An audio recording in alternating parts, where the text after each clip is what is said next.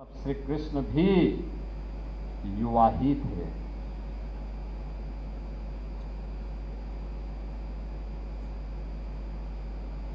महाभारत के युद्ध में चक्रव्यूह को भेदने वाला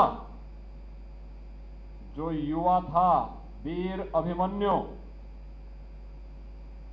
वह मात्र 16 वर्ष का था।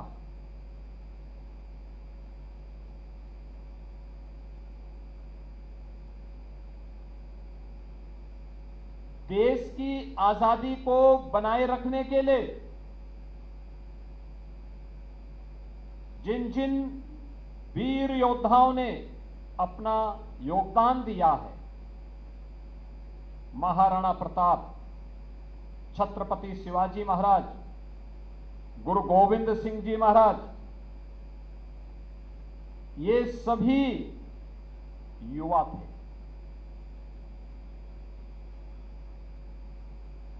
याद करिए, गुरु गोविंद सिंह जी महाराज के 4 पुत्रों को औरंगजेब के सेना और उसके सेनापति के द्वारा अत्याचार किया जा रहा था। क्या उम्र थी उन 4 पुत्रों की? एक की उम्र 5 वर्ष, एक की 7 वर्ष, एक की 11 वर्ष, एक की 13 वर्ष। लेकिन 2 बड़े पुत्र युद्ध करते हुए वीर गति को प्राप्त हुए। जो 2 छोटे थे, उनसे कहा गया कि इस्लाम स्वीकार करो। उन्होंने कहा नहीं करेंगे। उनसे कहा गया अगर स्वीकार करोगे तो तुम्हें जागीर देंगे। उन्होंने कहा जागीर नहीं चाहिए, हमें हमारा सनातन चाहिए, सनातन धर्म, इसकी ध्वजा झुकने नहीं देंगे। अत्याचार होने लग गया, उन्हें जिंदा चिन्हे, दीवालों पे चिन्हे चिना जाने लग गया। पीछे नहीं हटे, पीछे नहीं हटे। याद करिए,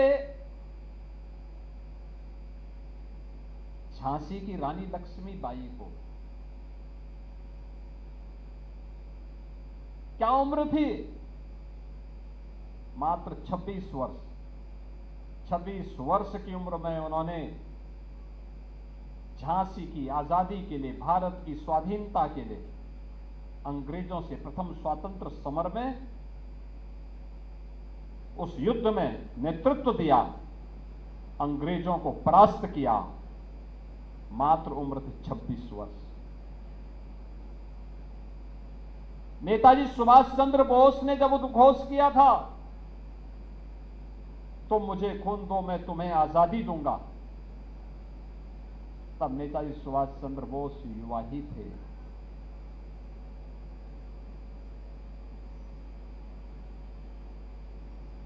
वीर सावरकर को जब 2 आजन्म कारावास की सजा हुई थी, तब वीर सावरकर की उम्र मात्र 28 वर्ष थी। भारत के अंदर ये युवा शक्ति हमेशा से ये युवा शक्ति सत्य के साथ, सनातन के साथ, सकारात्मक ऊर्जा के साथ रहा है।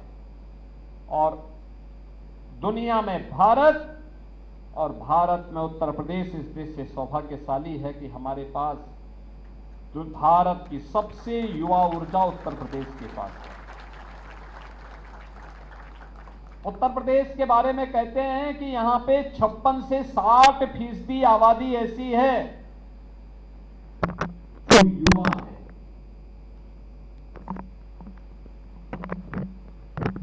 कार्यशील है। ये युवा ऊर्जा अगर सकारात्मक कार्यों के साथ जुड़ जाए तो उत्तर प्रदेश को कहां से कहां पहुंचा दे। 17 के पहले हम भी यही सोचते थे, और उसके परिणाम कैसे आते हैं, मैं आज उसी पर आपका ध्यान आकर्षित भी करूंगा।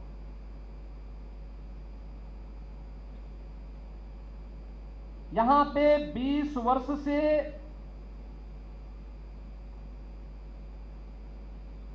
कम के जितने भी युवा हैं जो फर्स्ट टाइमर वोटर होंगे, वे सभी इस बात को नहीं जानते होंगे कि 2017 के पहले, 2016 के पहले उत्तर प्रदेश में क्या कुछ होता था, क्योंकि तब उनका मन अबोध था। 25-20 वर्ष से ऊपर के 25-30 वर्ष के होंगे, उनको थोड़ा बहुत जानकारी होगी, लेकिन उससे नीचे की उम्र के लोगों को नहीं जानकारी होगी उत्तर प्रदेश के बारे में। लेकिन सच क्या था 2017 के पहले? उत्तर प्रदेश में व्यापक दंगे होते थे, हर तीसरे दिन दंगा होता था। पर्व और त्योहार आने के पहले लोगों के मन में आशंका खड़ी हो जाती थी। गुंडागिर्दी चरम पर रहती थी। केवल गोरखपुर ही नहीं, उत्तर प्रदेश के किसी भी जनपद में जाओ, माफिया की समानांतर सरकार चलती थी। क्या व्यापारी, क्या उद्यमी, क्या चिकित्सक, क्या शिक्षक, क्या गरीब, क्या साहूकार, ये सब गुंडा टैक्स देते थे। सबको गुंडा टैक्स देना होता था। गोरखपुर में और हर जनपद में अपहरण होते थे, फिरौती वसूली जाती थी।